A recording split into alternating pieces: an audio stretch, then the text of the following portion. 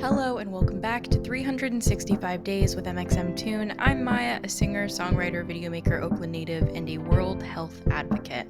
I'm also a huge fan of history. I love untold stories, gross facts, hidden secrets, anything weird, dark, and funky from the past. Each day I'm going to share one of my favorite deep cuts with you, so let's take a look at today's stories, with a trigger warning for graphic descriptions of the symptoms of the Ebola virus. It's 365 with mxmtoon. New facts every day, so don't leave too soon. I'm gonna teach you stuff, no it won't be tough. Gonna go a year till you've had enough. It's 365 mxmtoon. Today, in 2019, the World Health Organization, otherwise known as WHO, declared an Ebola outbreak in the Democratic Republic of the Congo to be a public health emergency of international concern. Though this particular outbreak had started a year earlier in 2018, it took a year for it to be recognized as a public health emergency by the World Health Organization. Let's reverse and talk about what that means, the history of Ebola, how it affects victims, and where the world stands now with the disease. Although this particular Ebola outbreak didn't occur until 2018, the terrifying disease has been around for much longer than that. It first emerged in 1976 in the region of the Ebola River in Sudan and the country then known as Zaire. The area formerly known as Zaire is now the Democratic Republic of the Congo. That first outbreak infected about 284 people. Although that number may not seem too high, there's a staggering aspect of both that particular outbreak and Ebola in general.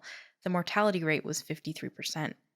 The next outbreak of the virus, which happened several months later, had an even higher mortality rate, 88%. Okay, that's certainly horrifying. In comparison, the ongoing coronavirus pandemic that has terrorized the planet has a mortality rate of less than 1%. It's truly cataclysmic to imagine a disease with a mortality rate of above 53% becoming a pandemic when one with a 1% mortality rate has caused humans so much pain, loss, and havoc. The third time Ebola surfaced, it happened stateside, in Reston, Virginia.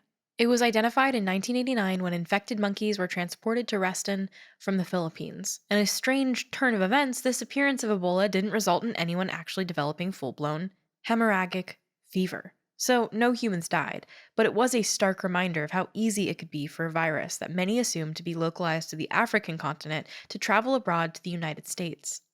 You might be wondering, what is hemorrhagic fever? I'm going to repeat my content warning from here because this is pretty ghastly stuff. A hemorrhagic fever is a disease that causes problems with the blood's ability to clot, which leads to excessive bleeding. Excessive bleeding is pretty bad, but Ebola is somehow worse. Ebola can make a person bleed from nearly every orifice. The person's eyes can become red with broken blood vessels, and blood can leak from around their eyes.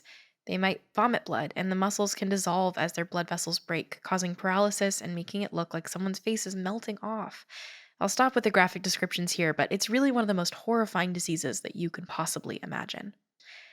So, as you can see, the Ebola outbreak in 2019 in the Democratic Republic of the Congo was a catastrophe. It became the second largest Ebola outbreak ever recorded in history.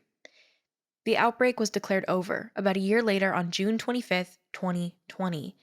There were 3,470 cases, 2,287 deaths, and 1,171 survivors. Though Ebola as a disease is frankly terrifying, the good news is that it's not airborne. It can only spread through physical body fluids like blood, spit, and vomit, so it never spreads as quickly or virulently as an airborne disease like the coronavirus.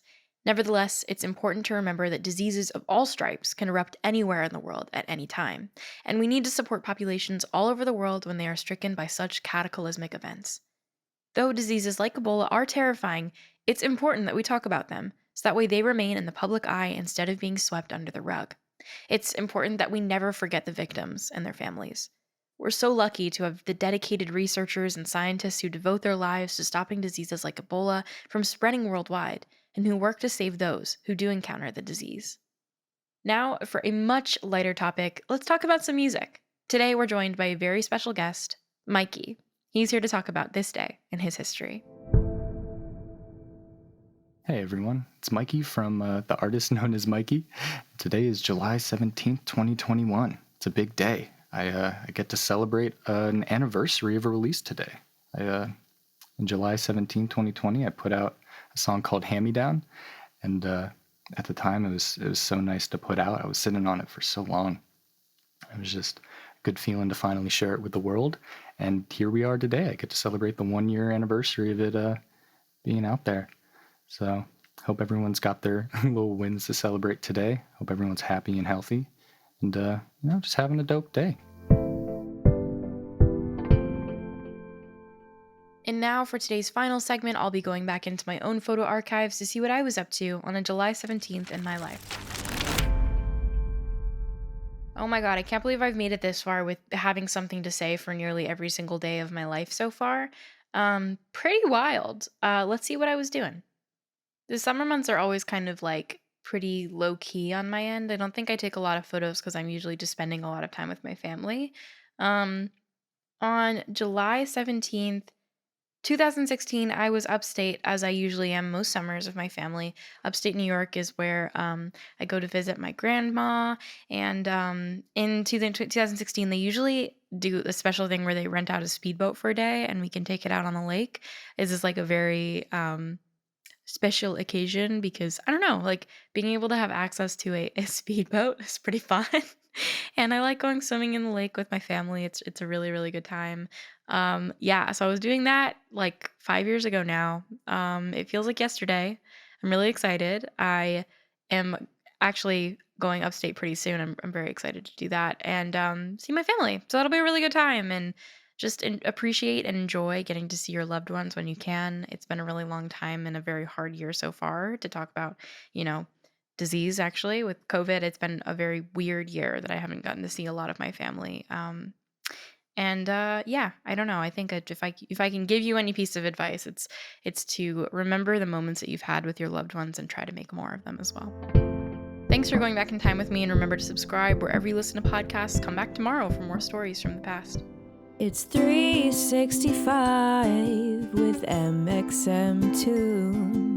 New facts every day, so don't leave too soon. I'm gonna teach you stuff, no it won't be tough. Gonna go a year till you've had enough. It's